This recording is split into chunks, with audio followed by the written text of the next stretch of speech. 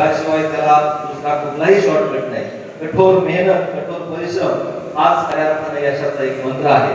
त्यामुळे आपण कुठल्याही आपल्या आवडीच्या तायक्वांदो खेळामध्ये फक्त स्पर्धेपुरतं सहभागी न होता वर्षभर सातत्याने नियमित सराव केला तर कुठल्याही खेळामध्ये यश हे आपल्याला जास्त काळ दूर ठेवू शकणार नाही.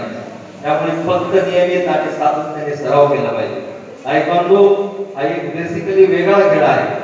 तर कराटे खेळणारे बी तायक्वांदो खेळतात, बॉक्सिंग खेळणारे बी तायक्वांदो खेळतात, जुडो खेळणारे पण तायक्वांदो खेळतात. या कुठल्याही खेळ प्रकारांमधला एक खेळ तुम्ही निवडायचा आणि त्याच खेळामध्ये करिअर करा. 17 ठिकाणी आपण हा खेळू का तो खेळू का तो खेळू असं जर पर्याय निवडत राहिले तर कुठल्याही खेळामध्ये आपण सर्वोत्कृष्ट पातळीपर्यंत पोहोचू शकणार नाही.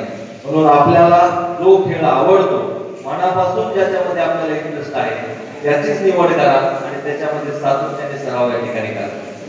या स्पर्धा महाराष्ट्र राज्य तायक्वांदो असोसिएशनच्या नियमाप्रमाणे महाराष्ट्र शासनाचा क्रीडा विभाग आयोजित करतो आणि सर्व अहमदनगर जिल्हा तायक्वांदो संघटनेचे पात्रधारक पंच आपण या स्पर्धेमध्ये नियुक्त केलेले आहेत.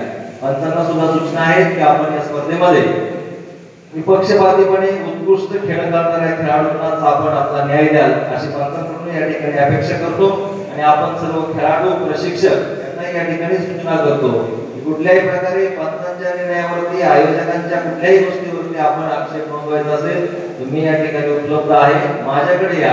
परस्पर कोणीही मॅटवर जाणार नाही, कुठल्याही स्पर्धेमध्ये व्यत्यय कोणी आणणार नाही याची दक्षता सर्व प्रशिक्षक, संघ व्यवस्थापक यांनी या ठिकाणी घ्यावी अशा सूचना मी या निमित्ताने आपल्याला देतो.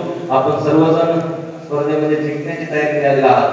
कुणीतरी एकच खेळाडू जिंकणार आहे, बरोबर आहे ना? किती जण जिंकतात? प्रत्येक वजन गटात एक जणच फर्स्ट येणार आहे. परंतु सगळ्यांना आपण चांगला खेळ करा. आपलं स्वतःचं, आपल्या शाळेचं, आपल्या तालुक्याचं नाव लौकिक उंचावल अशी कामगिरी आपल्या सगळ्यांकडून व्हावी.